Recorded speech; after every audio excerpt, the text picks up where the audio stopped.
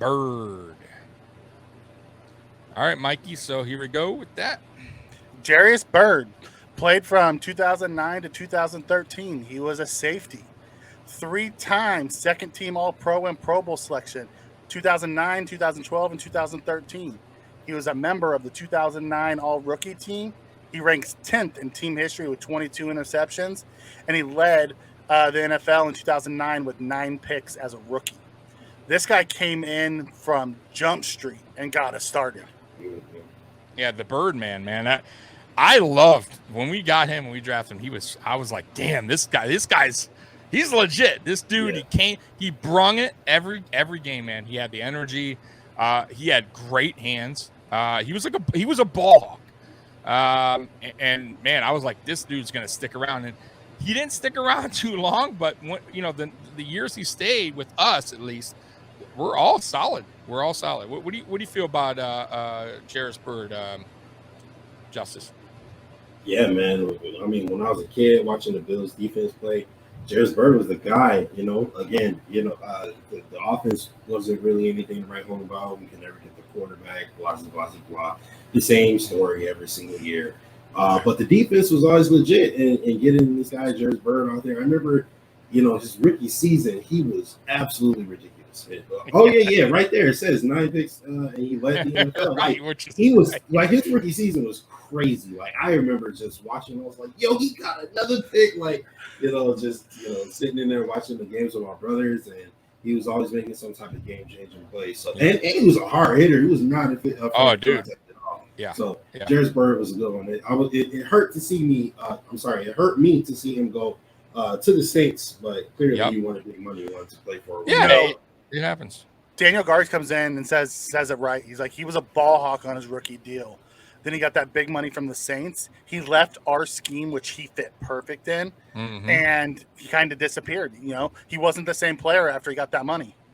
Yeah, he didn't stick around the league. I don't think he stuck around long either. I think he played a couple years with the Saints. Yeah. I think he ended up with 1 year with the Titans, and then he was gone.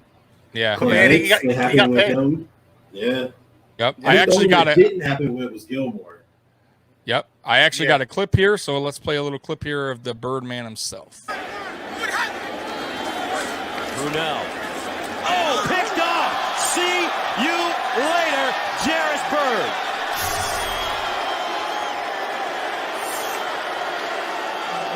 Just that quick. Jairus Byrd hawked on the ground. They have to get better. 2nd and 4. Schaub over the middle and picked off. Intercepted. Guess who? Jairus Byrd. The man has a nose for the football. He does a great job at reading the quarterback. You watch him right in the middle of the screen there. He does a good job driving on the ball, and he has great hands. Can you give somebody Defensive Rookie of the Year in Week 8? He's meant more to this defense in the last 3 or 4 weeks than any player, and he's just playing with a lot of confidence right now. Can you give him the Rookie of the Defense in Week 8? I mean, dude came out swinging, man, his rookie season, guys. Hey, we also have a clip from my man Bruce Nolan here on Jairus Byrd, if you guys want. Okay, cool. Yeah, go ahead and upload that. It's right here. I'm okay with this. The Buffalo Bills historically were not known as having impact safeties. And for a long time, there was kind of okay, who's the best player on this Bills team? And the answer ended up being the punter. It was Brian Moorman for a lot of time. But when Jairus Byrd broke on the scene and had a ton of ball production, you could make an argument that even though a lot of it was simply being in the right place at the right time, and there is a certain amount of luck that goes along with catching tip passes, but there's a certain amount of awareness and understanding ball trajectory that goes along with that. Jairus Byrd was, for a long time, someone who could be in that category as one of the best players on the team. And just like you look at Hall of Famers and go, okay, were they at any point considered one of the best players in the league at their position? And then how long did that happen? Right? Because that's what excellence is. Excellence is how good were you multiplied by how long you were that good. And when you look at Jairus Byrd, relative to the team, which is what we're talking about here, relative to the team, he was a one of the best players on this team for a good amount of time. And when he left to become a New Orleans Saint, he became rightfully one of the top paid players in the NFL.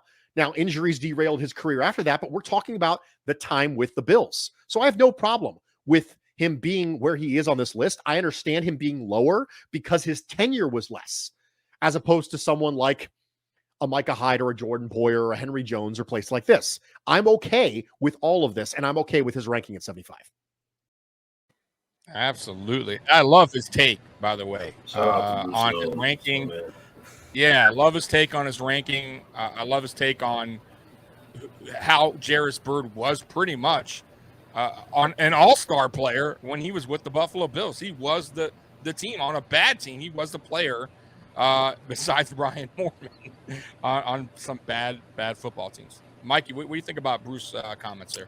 I love him. He hits the nail, the nail on the head or the head on the nail or whatever, however you want to say that. He nails every fan's, opinion on that. Like Jairus Byrd walked into this league, fit our defense perfectly, and made plays. We went from Brian Mormon being the only Pro Bowler to having a stud in the secondary who was one of the best in the league until he left. Yep, no doubt. All right, guys, so we're going to move on to 74 now, and let's get to 74, guys.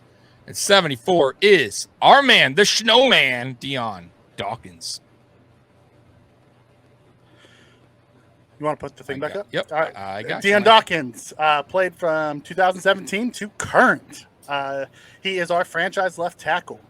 He's a 2021 Pro Bowler, has started 74 of his 80 games during his tenure. He's going to keep moving